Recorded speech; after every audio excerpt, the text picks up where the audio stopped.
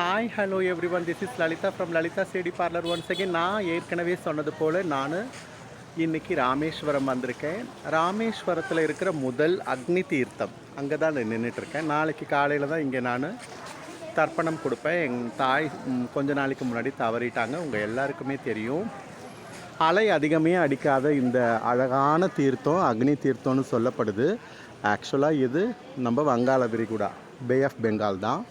இருந்தாலும் இந்த இடத்துல நம்ம சீதாமா குளிக்கும் போது நிறைய அலைகள் வரக்கூடாதுன்றதுக்காக ராமபிரான் இது அழகான ஒரு தீர்த்த கடலாக ஆக்கிட்டாங்க. அக்னி தீர்த்தம்னு சொல்கிறாங்க. ராமேஸ்வரத்தில் நம்ம குளிக்க போகிற இடங்கள் 21 தீர்த்தம் மொத்தமும். அதில் ஒரு தீர்த்தம் மட்டும் முதல் தீர்த்தமும் கூட இந்த அக்னி தீர்த்தம். இங்கே குளிச்சிட்டதுக்கு அப்புறமா தான் நம்ம கோவிலுக்குள்ளே நுழையணும். அங்கே 21 தீர்த்தத்துலேயும் குளித்ததுக்கு அப்புறமா நம்ம ராமநாத சுவாமியை கும்பிட்டுட்டு நம்ம என்ன வேண்டுதல் வச்சுருக்கோமோ அதை முடிக்கணும். அதில் இன்னொரு விஷயமும் இருக்குது.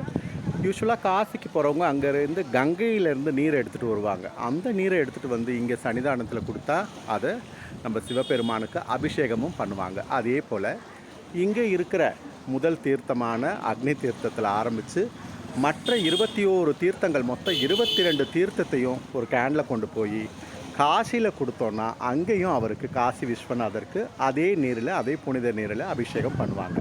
இது தொன்று தொட்டு இந்த வழக்கம் இருக்குது. நான் இதை ஏற்கனவே பண்ணினதுனால எனக்கு இது நல்லாவே தெரியும். இப்போ நான் வந்திருக்கிறது என் தாயாருக்கு நாளைக்கு அமாவாசை இல்லையா, தர்ப்பணம் கொடுக்கறதுக்காகவும், அது மட்டும் இல்லாமல் எனக்கு ரொம்ப பிடிச்ச கோயில் இது பார்க்குறதுக்காகவும் தான் வந்தேன். உங்கள் எல்லாருக்காகவும் திரும்ப ஒரு முறை இந்த தீர்த்த வாசலில் நின்று வேண்டிக்கிறேன். இந்த படித்துறையில் நின்று எல்லாரும் நல்லா இருக்கணும். ஓம் நம சிவாய.